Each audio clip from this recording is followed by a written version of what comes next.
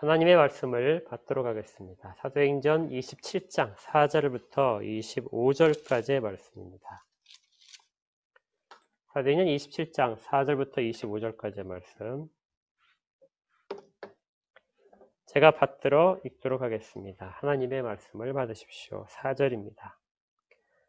또 거기서 우리가 떠나가다가 맞바람을 피하여 구부로 해안을 의지하고 항해하여 길리기아와 밤빌리아 바다를 건너 루기아의 무라시에 이르러 거기서 백부장이 이달리아로 가려 하는 알렉산드리아 배를 만나 우리를 오르게 하니 배가 더디가 여러 날 만에 간신히 니도 맞은편에 이르러 풍세가 더 허락하지 아니하므로 살문의 앞을 지나 그레데 해안을 바람막이로 항해하여 간신히 그 연안을 지나 미항이라는 곳에 이르니 라세아시에서 가깝더라. 여러 날이 걸려 금식하는 절기가 이미 지났으므로 항해하기가 위태한지라.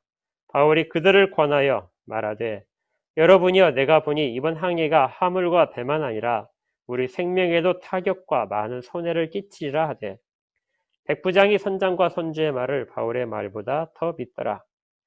그 항구가 겨울을 지내기에 불편하므로 거기서 떠나 아무쪼록 베닉스에 가서 겨울을 지내자 하는 자가 더 많으니 베닉스는 그레데 항구라. 한쪽은 서남을 한쪽은 서북을 향하였더라. 남풍이 순하게 불매 그들이 뜻을 이룬 줄 알고 닻을 감아 그레데 해변을 끼고 항해하더니 얼마 안 되어 섬 가운데로부터 유라굴로라 하는 광풍이 크게 일어나니 배가 밀려 바람을 맞추어 갈 수 없어 가는 대로 두고 쫓겨가다가 가우다라고 하는 작은 섬 아래로 지나 간신히 거루를 잡아 끌어올리고 줄을 가지고 선체를 둘러감고 스루디스에 걸릴까 두려워하여 연장을 내리고 그냥 쫓겨가더니 우리가 풍랑을 심히 애쓰다가 이튿날 서공들이 짐을 바다에 풀어버리고 사흘째 되는 날에 배의 기구를 그들의 손으로 내버리니라. 여러 날 동안 해도 별도 보이지 아니하고 큰 풍랑이 그대로 있음에 구원의 여망마저 없어졌더라. 여러 사람이 오래 먹지 못하였음에 바울이 가운데 서서 말하되 여러분이여 내 말을 듣고 그레데에서 떠나지 아니하여 이 타격과 손상을 면하였더라면 좋았을 뻔하였느니라. 내가 너희를 권하노니 이제는 안심하라. 너희 중 아무도 생명에는 아무런 손상이 없겠고 오직 배뿐이리라. 내가 속한 바 곧 내가 섬기는 하나님의 사자가 어젯밤에 내 곁에 서서 말하되 바울아 두려워하지 말라. 네가 가이사 앞에 서야 하겠고 또 하나님께서 너와 함께 항해하는 자를 다 내게 주셨다 하였으니 그러므로 여러분이여 안심하라. 나는 내게 말씀하신 그대로 되리라고 하나님을 믿노라. 아멘.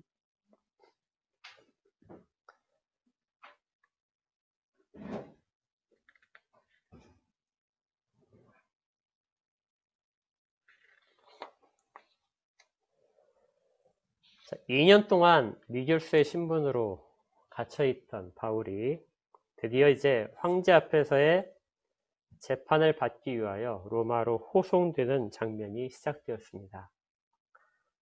우리가 몇 주간에 이제 살펴보고 있는 이 호송 장면인데요. 예루살렘으로부터 이제 기독교의 중심이 로마로 옮겨가는 그러한 첫걸음이 되고 역사적으로 볼 때도 매우 중요한 순간입니다. 아마 일반 역사가들이 볼 때는 이 시기가 그렇게 중요하게 생각이 되지 않을 수도 있는데요. 그런데 기독교의 입장에서 보게 되면, 신앙적인 관점에서 보게 되면 이 순간, 바울이 탄 배가 출발하는 이 순간은 매우 중요하게 취급해야 됩니다. 왜냐하면 이때부터 로마에 대한 복음화가 시작되고 있기 때문에 그렇죠. 이 첫 출발의 과정을 우리가 지난주에 살펴봤는데요. 하나님께서는 2년 동안의 감금 생활에 지친 바울을 위로하셨습니다. 세 가지를 통해서 위로하셨죠. 첫 번째는 바울과 평생을 같이 하는 동역자들을 이때 같이 가도록 그들이 모든 그 험난한 길들을 다 감내하면서 종의 신분이 들지도 모르는데 그렇게 취급받는 것도 감내하면서 바울과 같이 가도록 그렇게 인도하셨습니다.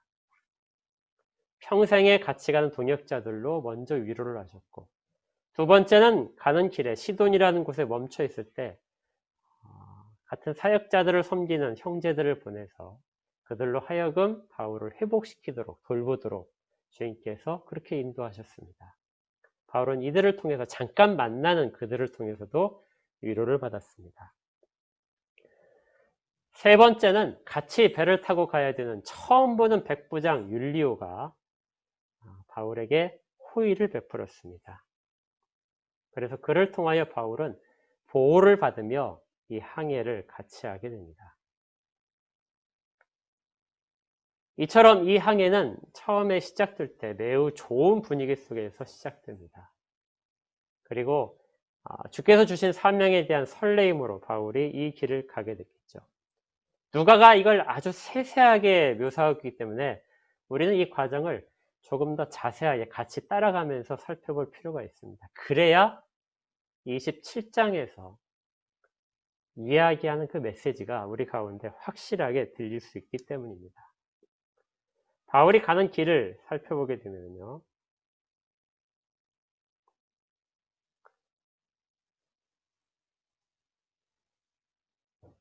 지도에서 보이시는 것처럼 처음에 가이사랴에서 출발하는 것이 저희 파란색 동그라미 점, 화면의 오른쪽 아랫부분이죠. 그것이 시돈입니다. 그래서 잠깐 머물러서 바울이 돌봄을 받은 그런 곳이고요. 이곳에서 출발한 배는 파란색 화살표처럼 저 경로를 거쳐서 이탈리아로 가게 됩니다. 거리가 약 2200km 되는, 저렇게 가면 2200km쯤 돼요. 이러한 길을 가는데 빨리 가면 3주, 느리게 간다면 4주, 한 달이면 충분히 갈 수 있는 것입니다. 이 출발한 때가 9월 초나 중순쯤 되었을 겁니다. 왜냐하면 11월 달부터 겨울이 되기 시작하면 지중해가 거칠어져서 배들이 다닐 수 없었거든요. 바울이 나중에 디모데에게 편지할 때 너는 겨울이 되기 전에 내게 속히 오라 이렇게 편지를 보내는 걸 보게 되면 겨울에 다닌다는 것은 매우 위험했습니다. 그리고 그 길 자체가, 백길 자체가 끊기게 되죠. 그래서 겨울이 되기 전에 배는 이탈리아까지 가야 됩니다. 그래서 그런 충분한 시간, 4주 정도의 기간을 잡고 제가 출발을 해서 저기 가는 길을 예정을 하고 시작했던 것이죠. 그런데 이 항해는 출발하자마자 어려움을 만나게 됩니다. 바람이 역풍이 불기 시작한 거죠. 아직 역풍이 불 때가 아닌데 역풍이 불기 시작했습니다. 배가 가려면 지금 서쪽을 향해서 배가 가야 되죠. 서쪽과 북쪽을 향해서 배가 가야 되는데 배가 항구에서 나오자마자 부는 바람이 북서풍이었습니다. 그러니까 가려는 곳과 반대 방향의 역풍이 불기 시작한 거죠. 바람이 매우 세게 불어서 배가 저 예정된 경로를 갈 수가 없었습니다. 그래서 배는 지금 빨간색 화살표로 되어 있는 저 길을 거쳐서 이동을 해야 됐습니다. 섬 뒤쪽으로 숨어서 가니까, 그리고 연안 근처로 가니까 바람을 좀 피할 수 있었겠죠. 바다도 좀 더 잔잔했을 것입니다. 그래서 선원들이 자기들의 경험을 바탕으로 해서 직접 넓은 바다로 가지 못하고 저 뒤쪽으로 진행하게 됐습니다. 자, 이렇게 가자 바울에게는 상당히 좋은 시간이 되었습니다.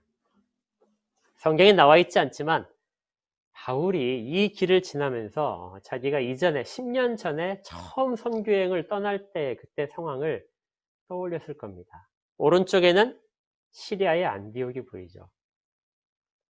그리고 왼쪽에는 자기가 처음 선교를 시작했던 구브로가 보입니다. 그때 10년 전에 정말 열정이 넘쳐서 그리고 정말 모든 것들을 할 수 있는 힘을 가지고 그렇게 처음 전도했던 섬 구브로, 그리고 그곳을 떠나서 자기가 전도를 했던 그 밤빌리아라든지 이런 지역들을 보면서 바울이 항해하는 것이죠. 그러면서 그는 하나님 앞에 감사하는 마음이 매우 커졌을 겁니다. 그때는 열정이 있었지만 우리가 사도행전을 살펴봐서 알겠지만 그는 약간 고집스러운 사람이었습니다. 그리고 그때도 역시 마찬가지로 거칠었던 사람이죠. 그런데 그가 지금 10년이 지난 후에 죄수의 신분으로 압송되고 있을 때, 이때는 그는 교인들에 대해서 매우 온화한 사람이었습니다. 신앙에 대한 열정, 주님에 대한 사랑은 더 깊어졌고 사람들에 대해서는 더 온화해진, 그래서 자기가 가는 길에, 사명을 가지고 가는 길이 매우 자랑스러운 그런 사람이 되었습니다. 이렇게 감격스러운 시간을 맞이하고 있었는데요. 그런데 바울만 그랬습니다. 다른 사람들은 여기에 아무런 경험이 없겠죠.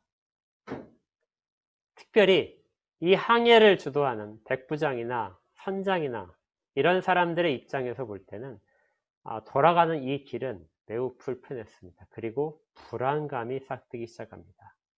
왜냐하면 이 길이 예정됐던 시간들이 조금씩 지체되기 때문에 그렇죠. 겨울이 되기 전에 지중해를 건너가야 되는데 충분히 시간적인 여유를 갖고 있었지만 며칠의 시간을 여기에서 허비하게 됩니다. 이렇게 힘들게 배가 진행을 해서 결국 무사라는 곳에, 루기아라는 무사라는 곳에 도착을 했습니다.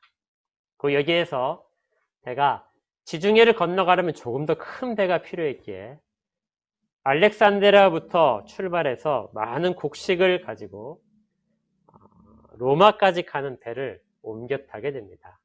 지도에 보게 되면 애굽 아래쪽에 알렉산드리아가 보이시죠?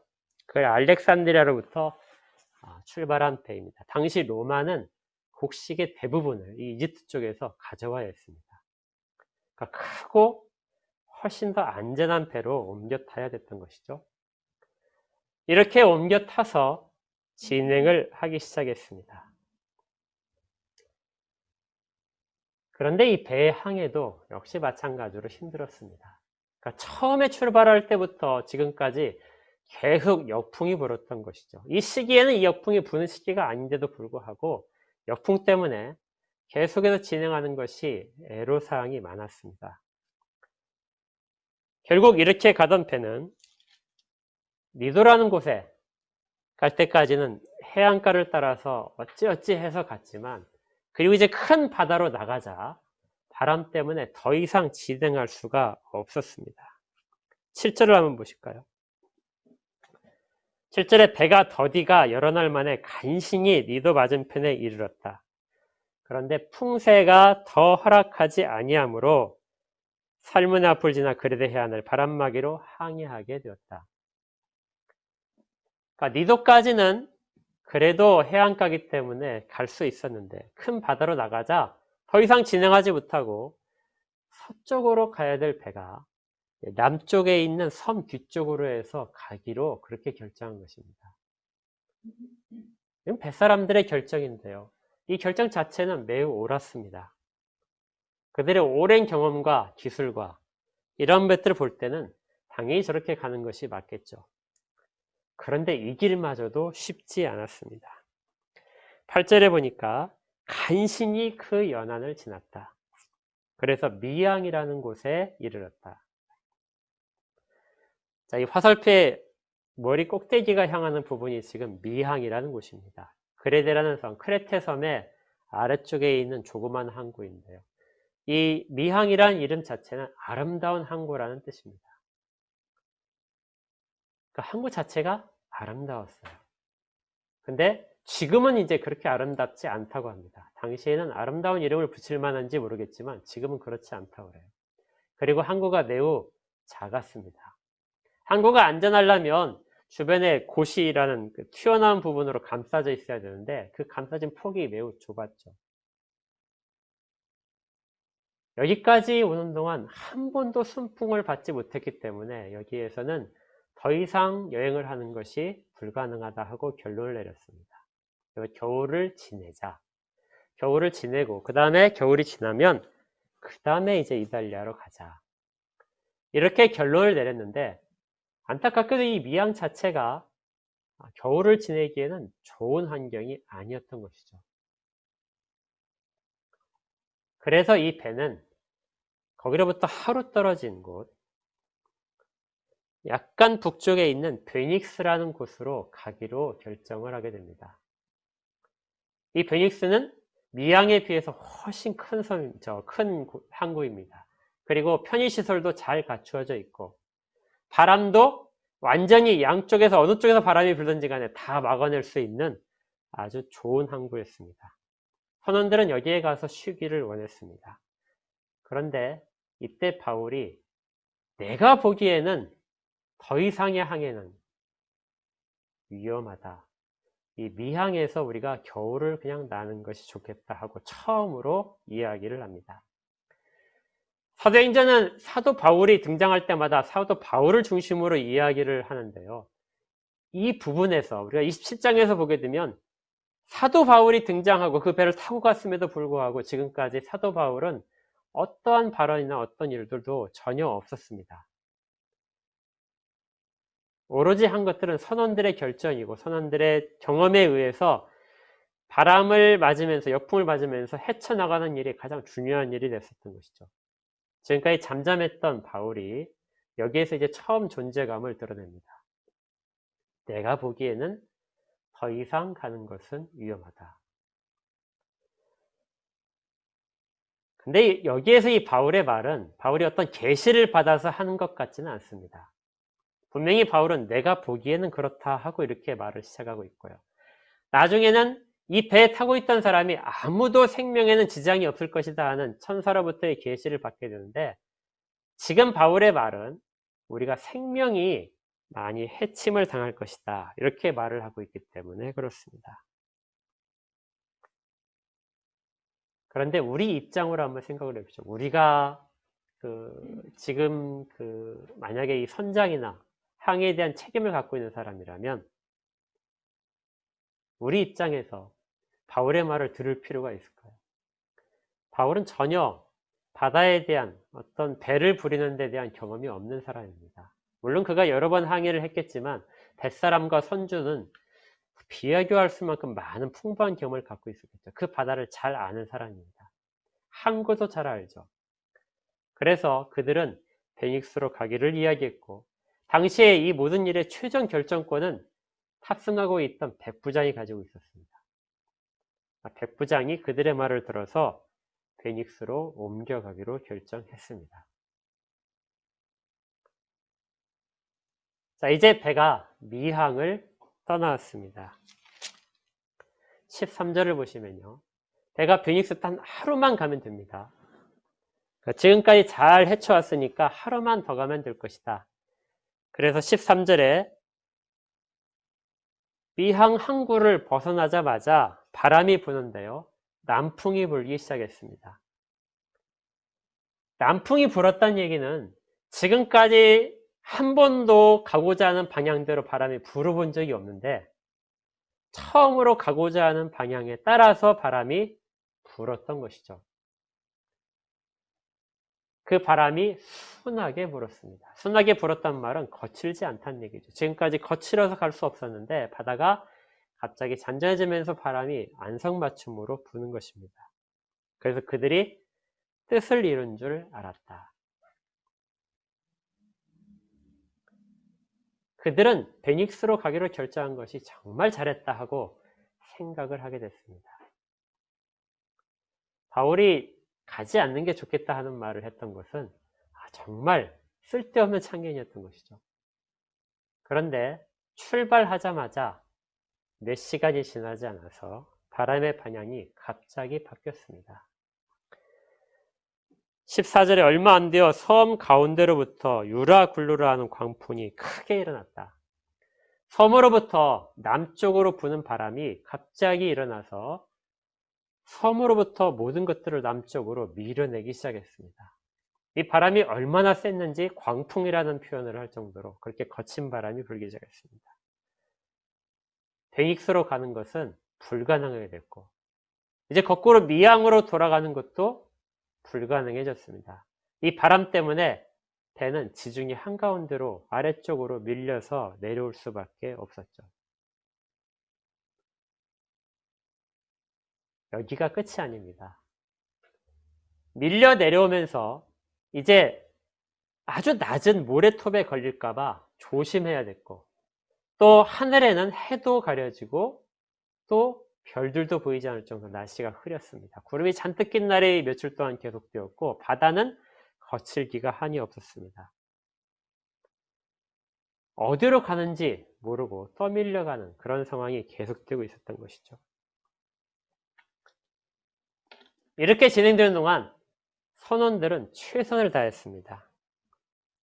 거기 한번 보시면은 16절에 가우다라는 작은 선 아래로 지나갈 때 간신히 거루를 잡았다. 거루라는 것은 조그마한 나룻배입니다. 당시에는 배들이 이제 어떤 수심 측량기나 이런 것들이 없기 때문에 배들이 가는 길에 혹시 모래나 암초가 있을까봐 작은 배를 먼저 보내서 살펴보게 하는 것이 거루입니다.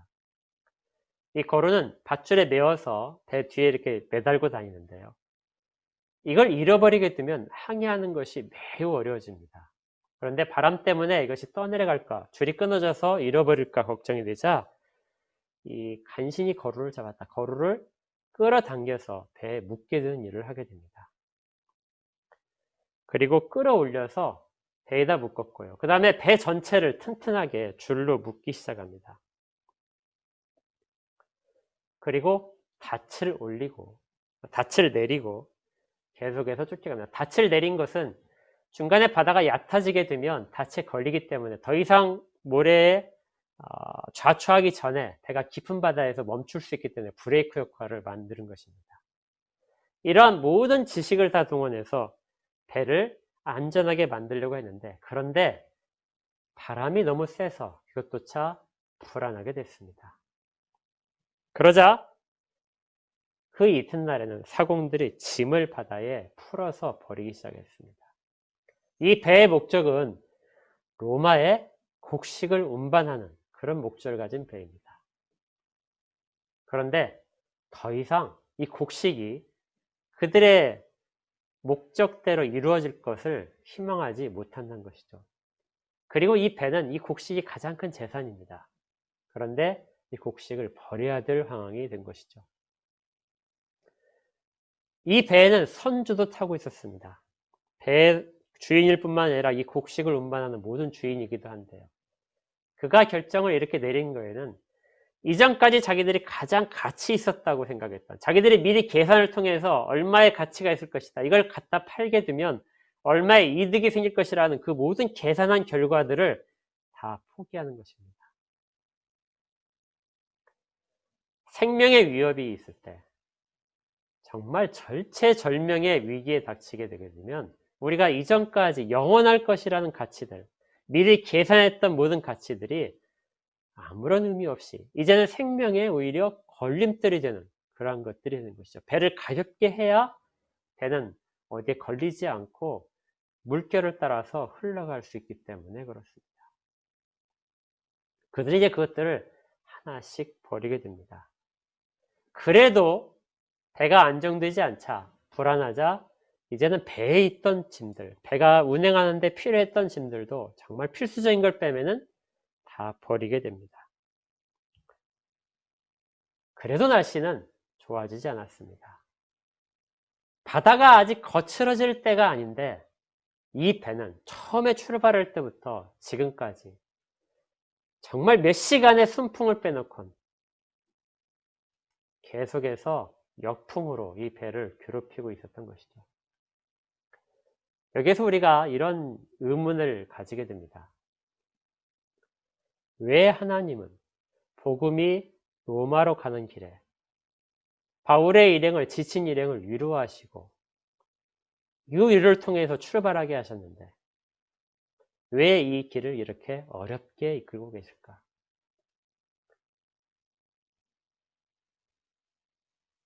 복음이 로마에 전해지는데 왜 이런 어려운 길을 닥치고 그걸 견뎌야만 로마로 갈 수 있었을까?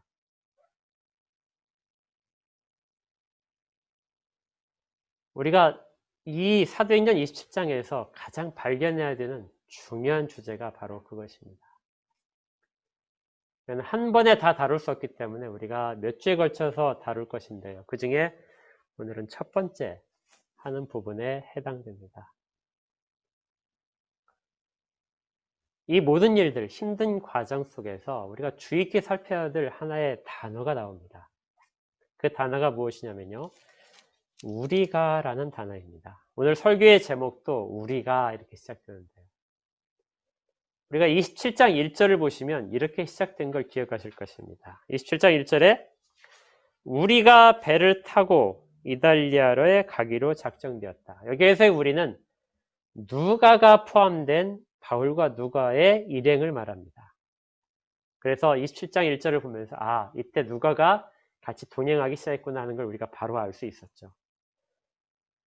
나중에 이 우리라는 개념 속에는 2절에 보니까 아리스다고도 함께 했다. 그래서 아리스다고도 이제 우리라는 개념 속에 포함되기 시작합니다.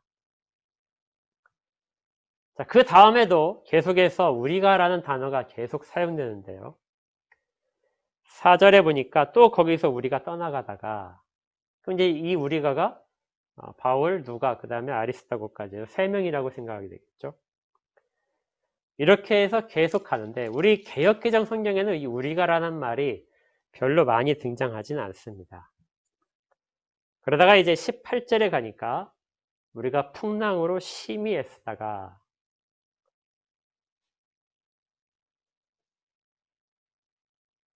그러다 26절에 가면 그런즉 우리가 반드시 한 섬에 걸리리라. 자, 그러면 바울이 나중에 말한 부분들, 그런 부분들을 이 세 사람만 가리키는 단어일까요? 처음에는 우리가가 그 세 사람에서 시작했지만 우리가라는 단어는 나중에 가게 되면 세 사람에 머물지 않는 걸 볼 수 있습니다. 특별히 이제 이것들을 더 강조해서 알 수 있는 것이요. 16절에 나오는데 우리 개역개정 성경은 언어상의 그런 그 말의 그 주격 변화를 잘 기록하지 않는 경향들이 있어요. 그래서 16절에 보니까 가우다라고 하는 작은 섬 아래로 지나 간신히 거루를 잡았다. 누가 잡았는지가 안 나와 있습니다. 그런데 원어 성경에 보게 되면 이것이 1인칭 주격 복수예요. 그러니까 우리가 잡았다 이렇게 됩니다. 그리고 17절도 거기에 연결됩니다. 우리가 끌어올리고 우리가 줄을 가지고 선체에 둘러 감았다. 그리고 우리가 그냥 쫓겨다녔다. 그리고 18절에 계속해서 우리가 풍랑으로 심히 애쓰다가 처음에는 세 사람이 우리였지만 이제는 그 우리가라는 말은 배에 있는 모든 사람들을 이야기합니다.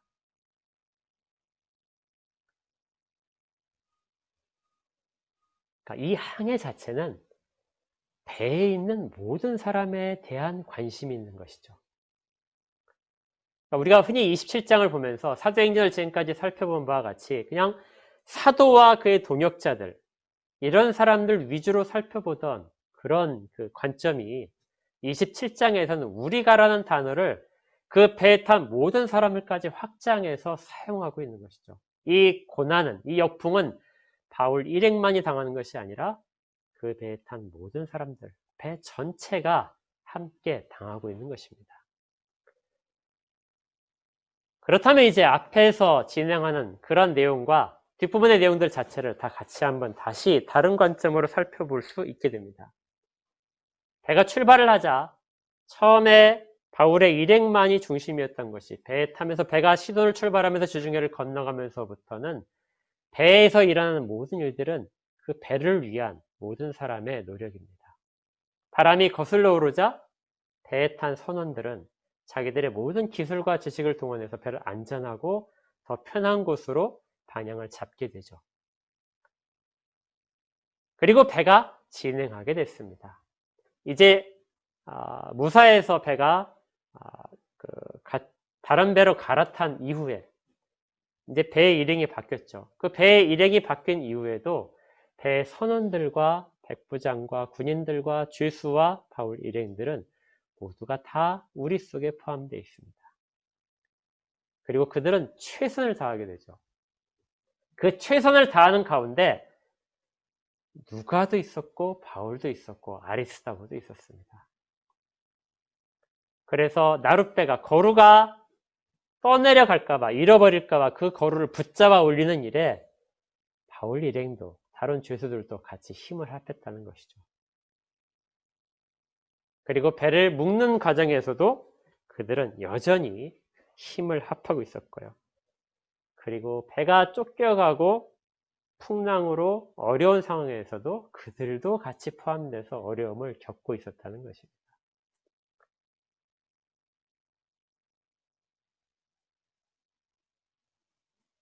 선원들은 자기들의 지식을 통해서, 자기들의 경험을 통해서 배를 안전하게 만들려고 했고, 모든 사람을 보호하려고 했고, 그리고 그 배에 탄 경험 없는 사람들은 힘을 드는 일, 힘을 쓰는 일에 자기들의 힘을 동원하여 그 일에 협조하고 있었습니다. 그런데 그러한 모든 것들이 하나씩 하나씩 수포로 돌아가기 시작한 것이죠. 그렇게 경험에 따라서 훨씬 더 좋은 곳을 선택할 수 있는 기회에서 그들이 자기들의 판단을 통해서 선택한 것은 최악의 경우가 되었습니다. 미항에서 떠나지 않았으면 좋았을 것이다. 아무런 경험도 없고 지식도 없는 바울의 말보다 더 훨씬 경험 있는 선원들의 말은 오히려 악수가 되어서 배를 떠밀려 바다로부터 표류하게 그렇게 만들어 버렸던 것이죠. 하나하나의 일들이 서로 엮여서 지금은 가장 나쁜 상황이 되어 있습니다. 아무리 힘을 합하고 아무리 지식을 동원하더라도 이 위기를 극복할 방향이 보이지 않았죠. 그래서 하나씩 하나씩 포기하기 시작하게 된 것입니다. 그리고 결국 어떤 상황이 되었냐면 20절에 있는 것처럼 구원의 여망마저 없어졌다. 우리가 여기에서 더 이상 살 수 없을 것이다. 그들은 여러 날 먹지도 못했고요. 식량도 많은 식량들을 버렸을 것입니다. 배에 실었던 곡식들이 그렇게 많았는데 그것들을 다 버리면서까지, 배를 가볍게 해야 됐기 때문에 버리면서까지 그들은 먹을 수 있는 시간도 얻을 수 없었겠죠. 그래서 더 이상 살 가능성이 없어졌을 그때, 이때 지금까지 인정받지 못했던 바울이 이제 일어나서 이야기를 하게 됩니다. 다른 사람들이 다 지쳐서 누워 있었겠죠. 이때 바울만이 그들 가운데 일어서서 이렇게 말합니다. 여러분들이 내 말을 듣고 글에 대해서 떠나지 아니었더라면, 이 타격과 손상을 면하였더라면 좋았을 뻔하였다. 그랬다면 우리가 최선의 결과를 가져왔을 것이다. 그런데 그 일이 이루어지지 않았다. 이제 내가 다시 여러분들을 권하노니 이제는 안심하라. 너희 중 아무도 생명에는 아무런 손상이 없겠고 오직 배뿐이라. 배의 피해는 이 풍랑을 피해갈 수 없겠지만 배가 손상이 된다 하더라도 우리들 모두의 생명은 전혀 하나도 해침을 당하지 않을 것이다. 바울이 그렇게 이야기를 한 데에는 23절에 근거를 두고 있습니다. 23절, 내가 속한 바, 곧 내가 섬기는 하나님의 사자가 어젯밤에 내 곁에 서서 그렇게 말씀하셨다. 앞에서 바울이 이야기했던 것은 자기가 생각할 때 그렇게 이야기된다 이렇게 생각을 했는데, 전했는데, 지금은 주의 사자가 내게 확실하게 말씀하셨다. 뭐라고 말씀하셨냐면요, 바울아, 두려워하지 말라. 네가 가이사 앞에 서야 하겠고 또 하나님께서 너와 함께 항의하는 자를 다 내게 주셨다 하였으니.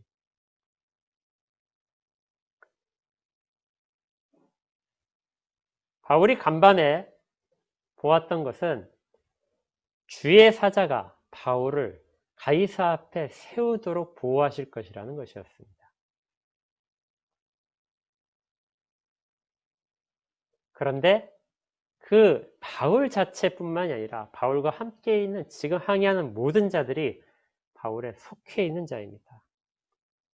너와 함께 항의하는 자를 다 너에게 주었다.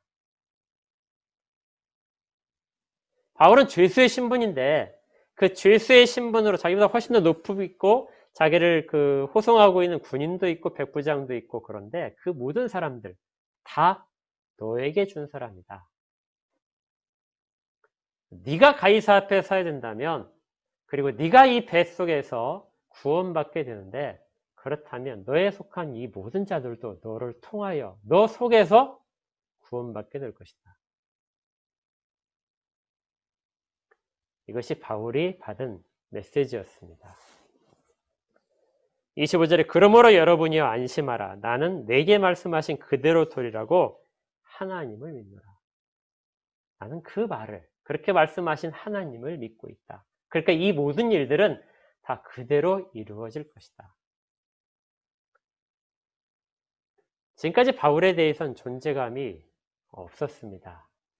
그런데 바울의 존재감은 모든 희망이 사라졌을 때, 그때야 비로소 바울의 존재감이 드러나게 됩니다.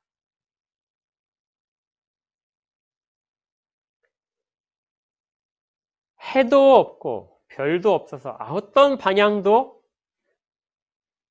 지식을 통해서 얻을 수 없을 때, 그럴 때 그들 앞에 비추는 것은 바로 믿는 자들의 메시지죠. 그것이 구원의 메시지입니다. 이 로마로의 항해는 우리에게 꽤 많은 것들을 알려줍니다. 특별히 지금의 상황과 연결져 생각하면요. 어떤 그리스도인들이 세상 가운데 보내심을 받고 그들과 공동체를 이루고 있을 때 그들의 공동체로부터 그리스도인들이 떨어져 있지 않다는 것이죠. 그리스도인들도 공동체, 사회 속의 구성원으로서 세상에 보내진 사람들입니다. 그래서 그들과 같이 어떤 일을 하게 되면 그들과의 공동체 속에서 한 과정을 겪게 됩니다. 그들이 힘들어하게 되면 그리스도인들도 같이 그 속에서 힘들게 되고, 세상의 경제가 어려워지면 그리스도인들도 경제가 어려워집니다. 우리만 그 가운데서 다 보호받고 그리스도인들의 기업들은 다 잘 될 것이다. 이런 생각들은 성경적이지 않습니다. 그들의 고통은 우리의 고통이기도 하기 때문에 그렇죠. 그리고 이 모든 과정이 진행되면서 배에 탄 선원들이 주도권을 잡고 그들의 모든 지식을 동원해서 안전하기 위해서 최선을 다합니다. 그리고 거기에 그리스도인들도 힘을 합치게 되죠. 위기를 벗어날 때 그러한 모든 노력들에 그리스도인들도 적극적으로 협조를 해야 됩니다.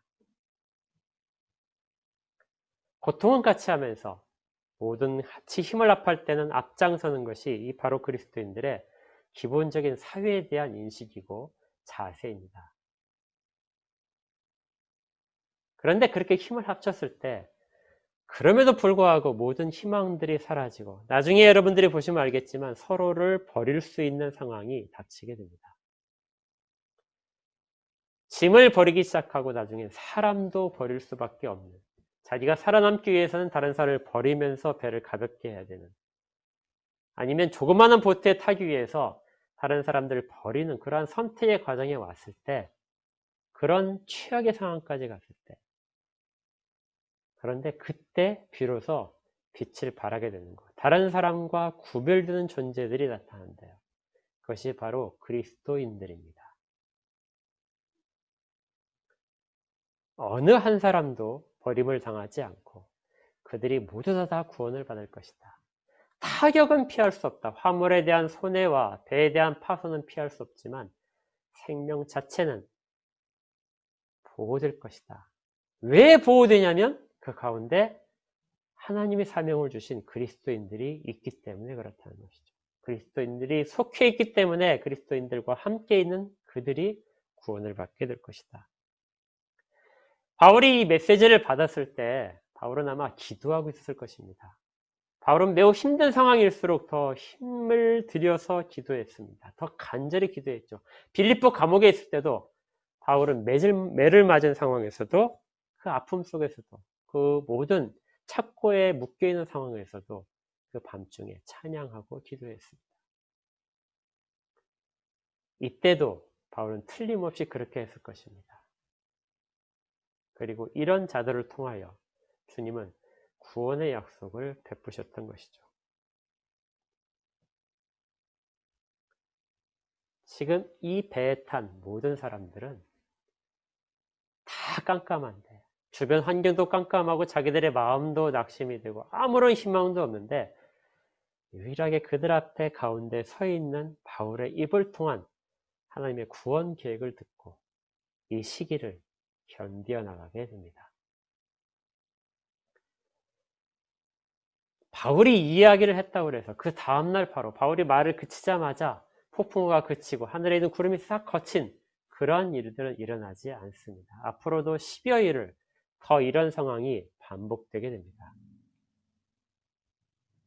그렇지만 그들을 최악의 상황으로부터 구원할 수 있는 소망들은 바울의 말을 통해서 생겨났습니다. 그리고 그것들이 나중에 실현되는 순간이 반드시 오게 되고 이것이 바울의 일행이 그 길을 같이 갔던 이유이기도 한 것이죠. 우리라는 것은 시간이 지나면서 점점 그 규모를 확인하게 됩니다.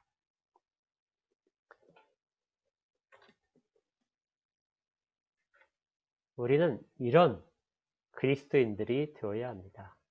바울이기 때문에 그렇게 할 수 있다가 아니라요.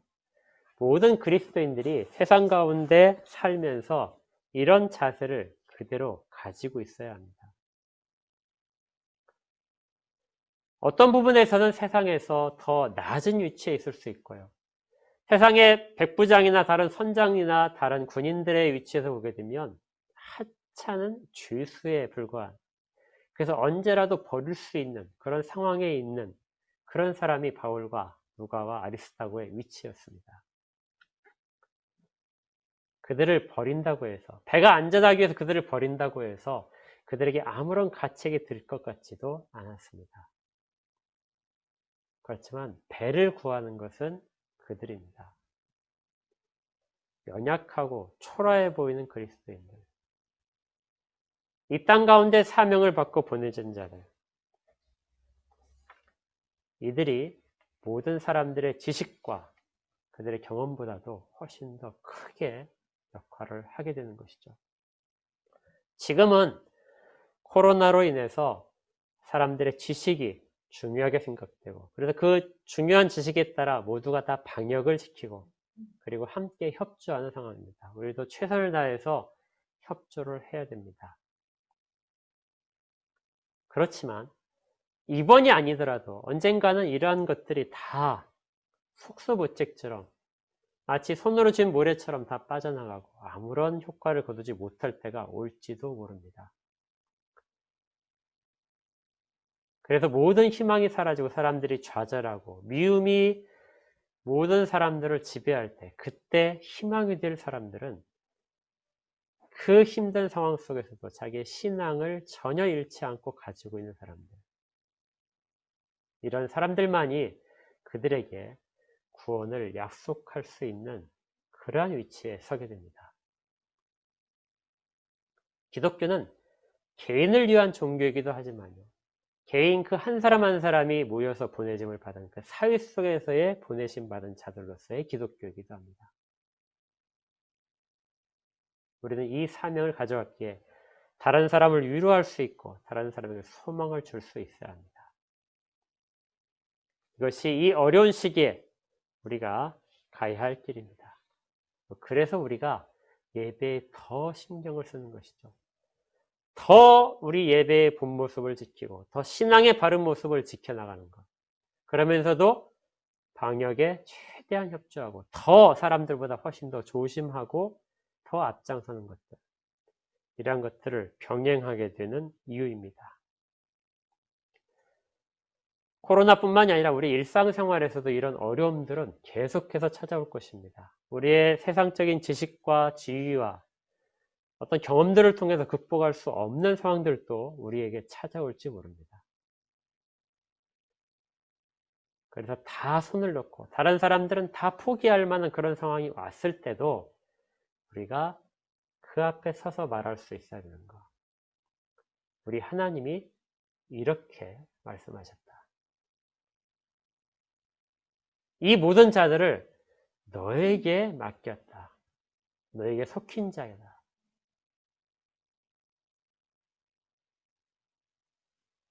그들을 안고 가야 되는 것은 우리의 사명입니다.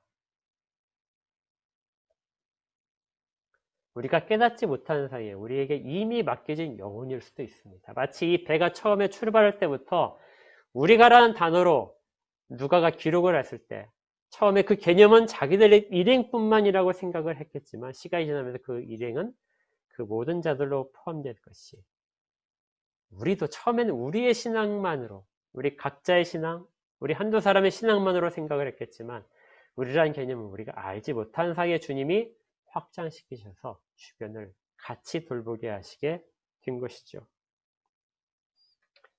그래서 우리가 더 이런 때일수록 더 기도를 해야 되고 더 믿음을 굳건하게 하고 다른 사람을 세우고 우리 자신도 세우고 이런 일들에 힘을 써야 되는 이유가 있습니다.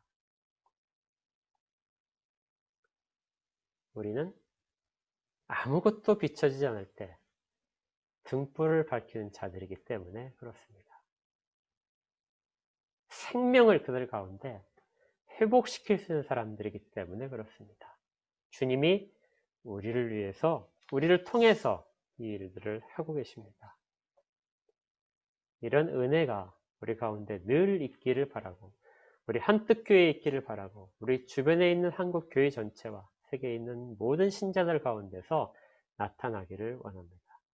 그렇게 사용되고 또 일들을 통해서 우리가 살펴봤듯이 하나님을 찬양하도록,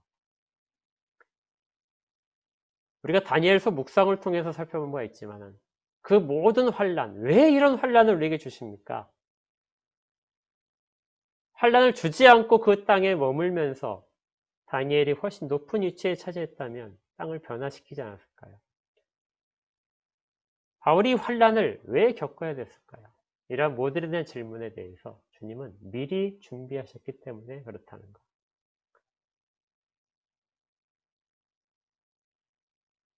우리가 이전의 신앙을 먼저 받아들인 것들은 무엇인가를 위한 첫걸음이었을 것입니다.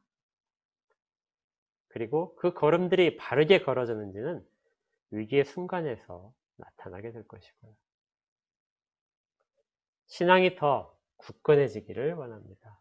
우리가 다 같이 서로를 격려하며 위기를 넘겨나가기를 원합니다.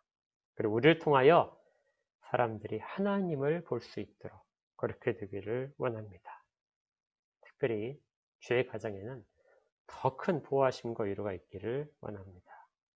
그러기를 주 예수 그리스도 이름으로 축복합니다. 아멘. 기도하겠습니다. 하나님, 풍랑이 저희들 가운데 닥쳐옵니다. 하려고 하는 일들이 있지만 역풍이 불어서 그 일들이 과연 내가 가야 될 일인지 혼동스럽고 견뎌내기 힘들 때가 있습니다. 또 내가 하려는 모든 것들이 무시를 당하고 인정받지 못하는 것도 있습니다. 그런데 이 일들을 먼저 하기 전에 주께서 선택하시고 위로하시고 그래서 보내셨다는 것을 깨닫습니다. 그리고 또 그들이 저희와 떨어져 있는 자들이 아니라 저희 속에 속한 자가 되어서 주께서 속해서 보내신 것이로 또 그렇게 믿게 됩니다. 그래서 더 주 앞에 엎드립니다. 연약한 저희들을 붙드셔서 그들을 품을 수 있게 하시고 그들을 통해서 함께 협력하여 위기를 극복해 나갈 수 있도록 인도하여 주시옵소서. 그리고 무엇보다 모든 소망이 사라질 때까지 저희들의 믿음이 변하지 않아서 그들이 위기에 닥쳤을 때, 그들이 아무것도 보지 못할 때, 구원의 소망이 없을 때 그들에게 구원의 소망을 보여줄 수 있는 저희가 되도록 다 사용하여 주시옵소서. 굳건해질 수 있도록 붙들어 주시옵소서. 예수 그리스도 이름으로 기도합니다. 아멘.